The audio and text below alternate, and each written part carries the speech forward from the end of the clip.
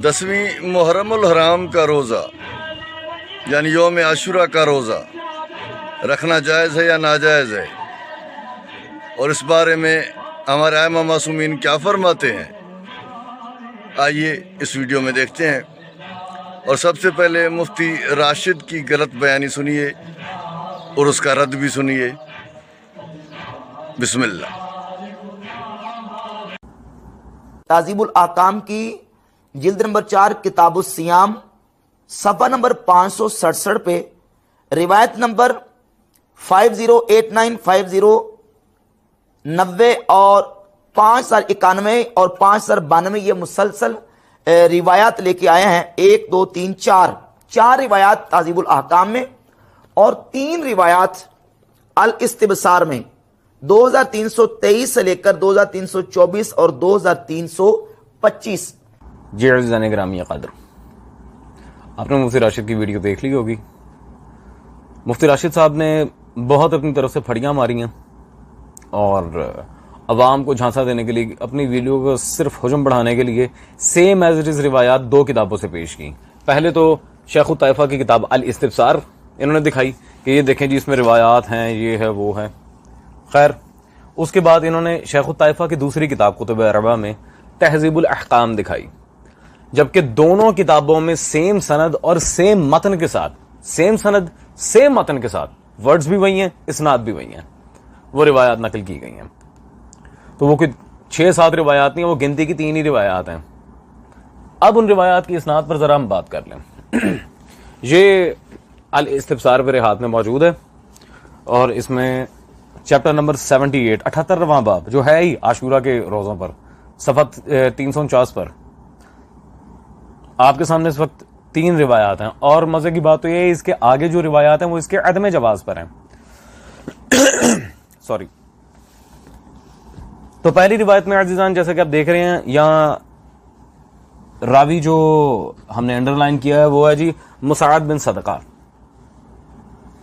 اب اس کے بارے میں عزیزان یہ میرے ہاتھ میں موجود ہے سرکار علامہ مجلسی رضوان اللہ علیہ کی وجیزہ رجال الشیعہ مسعد بن صدقہ۔ اس میں صفحہ نمبر 221 میں میم والے چیپٹر میں ترجمہ نمبر 1881 مسعد بن صدقہ کا ذکر آیا ہے، اور اس کے بارے میں علامہ مجلسی رضوان اللہ علیہ نے کیا تحکیم کی ہے؟ مسعد بن صدقہ زعاد یعنی کہ ضعیف، اس کی کوئی حیثیت نہیں ہے، فارغ ہے یہ مسعد بن صدقہ۔ جیسا کہ آپ واضح یہاں عبارت کا متن دیکھ رہے ہیں، مسعد بن صدقہ پہ علامہ مجلسی رحمہ اللہ نے جرح کی ہوئی ہے۔ عزیزان دوسرا جو راوی ہے وہ آپ کے سامنے نام موجود ہے ابی حمام۔ خیر عزیزان یہ ابی حمام کون ہے؟ الوجیزہ کی طرف دوبارہ ہم چلتے ہیں۔ اسی الوجیزہ میں حضرت علامہ مجلسی نے پیج نمبر 260 پر ترجمہ نمبر 2279 پر یہاں پہ ابو حمام کا ذکر کیا ہے 2289 میں، اور یہاں پہ ابو حمام کے بارے میں وہ لکھتے ہیں یہ اسماعیل بن حمام ہے، نام یاد رہے اسماعیل بن حمام۔ علامہ مجلسی نے ویسے تو ابو حمام کی کنیت تھی لیکن اس کا نام بھی ذکر کر دیا۔ خیر عزیزان ابھی اسماعیل بن حمام کون ہے؟ یہ میرے ہاتھ میں معجم رجال الحدیث کا خلاصہ موجود ہے، المعین علی معجم رجال الحدیث۔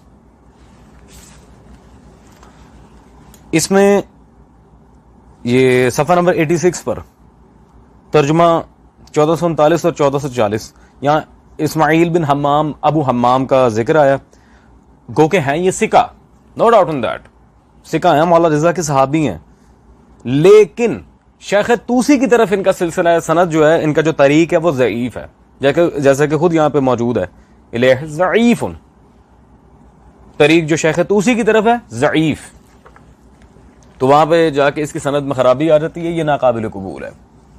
بات آپ کے سامنے بالکل واضح ہے۔ عزیزان اسی طرح تیسری روایت جو انہوں نے پیش کی ہے اس میں سعد بن عبداللہ مرکزی راوی جو ہے جس نے یہ گھڑی ہے بات، اس کے بارے میں عزیزان گرامی قدر یہ میرے پاس موجود ہے تنقیح المقال جلد نمبر 1 اور تنقیح المقال میں پیج نمبر 63 پر بالکل پہلی جلد میں یہاں پہ سعد بن عبداللہ کا جہاں ذکر ہے انہوں نے واضح لکھا ہے اس کے بارے میں کہ یہ مجہول ہے، سعد بن عبداللہ مجہول،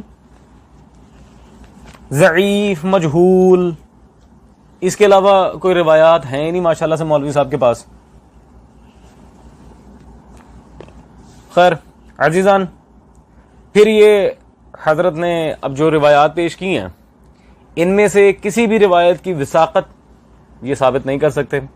اگر کسی محدث کی فار ایگزامپل صحیح کی تحقیم دکھا بھی دیں تو پہلے ان روایات کی توثیق پیش کرنا پڑے گی جن کی ہم نے جرح کی ہے. امپاسبل. تو کیا اب سوال یہ پیدا ہوتا کہ وہ روایات جو اہل سنت کے ہاں موجود ہیں 10 محرم کے روزہ رکھنے پر، کیا وہ صحیح ہیں؟ بالکل نہیں. شیخ عبدالحق محدث دہلوی کی کتاب ما ثابت بالسنہ، مومن کے ماہ و سال، دارالارشاد کراچی سے چھپی ہے. اس میں یہ جتنے بھی روایات ہیں 10 محرم کو روزہ رکھنا، معاذ اللہ خوشی کرنا، سرمے لگانا، کھانے کھلانا، قبروں پر جانا، یہ سب بکواس ہے.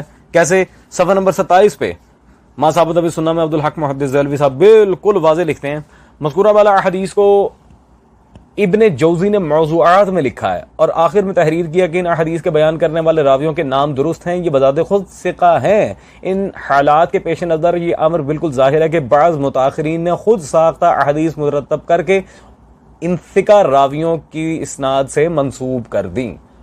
اللہ اکبر. جعلی حدیثوں پر ثقہ راویوں کے نام لگا کر منسوب کیا اور پھر انہیں یہ جو بنی امیہ کا شروع سے کرائٹیریا رہا ہے اور پھر انہیں پیسٹ اپ کر دیا باقیوں کے سامنے تاکہ یہ سکھا ہو جائے. یہ ساری موضوع روایات ہیں. عبدالحق محدث دہلوی. عزیزان میں پوچھتا ہوں عبدالحق محدث دہلوی کے سامنے اس بندے کی حیثیت کیا ہے؟ جب تمہارے گھر کے عالم تمہارے بابا جی کہہ رہے ہیں کہ یہ روایات جعلی روایات ہیں تو تمہیں کس نے اختیار دے دیا کہ آؤ شیعہ کتابیں پکڑو استدلال کرو؟ لہذا عاشورہ کے دن روزہ رکھنے والی جو شیعہ کتابوں میں گنتی کی روایات تھیں وہ بھی بالکل فارغ ہیں. ان میں سے کوئی بھی صحیح معتبر موثق یا حسن درجے کی نہیں ہے. دوسرا ان کے یہاں بھی وہی سیم سین ہے، وہ تو جعلی تک کہہ رہے ہیں. دیٹس آل عزیزان. انشاءاللہ اب آپ سے ہوتی ہے ملاقات اگلی نشست میں. ٹل دین ٹیک کیئر. سلطان کربلا وارث.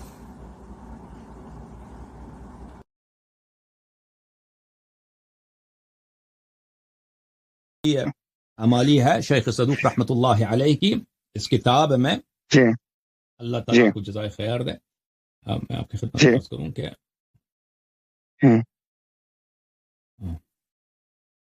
اس کتاب میں حدیث ہے میثم تمار سے، یہاں پر صفحہ نمبر 767 میں، بلکہ یہ حضرت امام جعفر صادق علیہ الصلوۃ والسلام سے ہے. بلے فصوم عاشورہ، ماشاء اللہ. جی عاشور کے دن کے روزے کے متعلق میں نے ان سے پوچھا تو انہوں نے فرمایا، کیا فرمایا؟ جی ذاک یوم قتل فیہ الحسین علیہ السلام، وہ وہی دن ہے جب امام حسین علیہ السلام کی شہادت ہوئی ہے. فإن كنت شاملا فصوم، اگر تیرے لیے اس دن خوشی کا دن ہے تو اس دن روزہ رکھنا. استغفر اللہ استغفر اللہ. کتاب فروع کافی جلد نمبر 4 میں کتاب الصیام میں یہاں پہ ایک باب ہے، باب صوم عرفہ و عاشورہ، عاشور کے دن اور عرفہ والے دن روزہ رکھنا.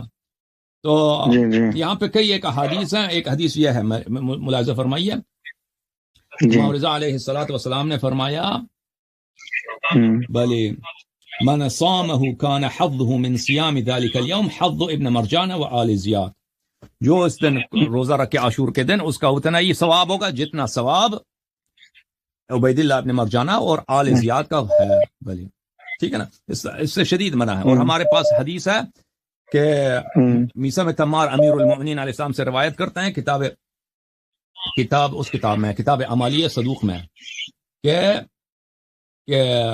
کہ وہ لوگ یہ سب حدیث امیر المؤمنین علیہ السلام نے فرمایا کہ میرے بیٹا کا قتل ہوگا عاشور کے دن، اور جماعت مخالفین حدیث گڑیں گے، حدیث بنائیں گے کہ یہ دن جو ہے برکت کا دن ہے، کہ حضرت آدم علیہ السلام کا توبہ قبول ہوا، نوح علیہ السلام کی کشتی جو ہے کنارے پہ لگی ہے، یونس علیہ السلام کا توبہ قبول ہوا. یہ سب احادیث یہ لوگ گڑیں گے. امیر المؤمنین علیہ السلام نے پہلے سے بتا دیا تھا. اوکے، اللہ اکبر. جی جی جی جی بہت شکریہ، جزاک اللہ جزاک اللہ. Thank you sir. جی جی 10 محرم کا روزہ بھی حرام ہے. بنی امیہ نے منت مانی تھی اگر حسین قتل ہو جائے تو ہم خوشی کا روزہ رکھیں گے. صرف 10 محرم فاقہ ہے دن ڈھلنے تک کا. وہ بھی محبت حسین میں.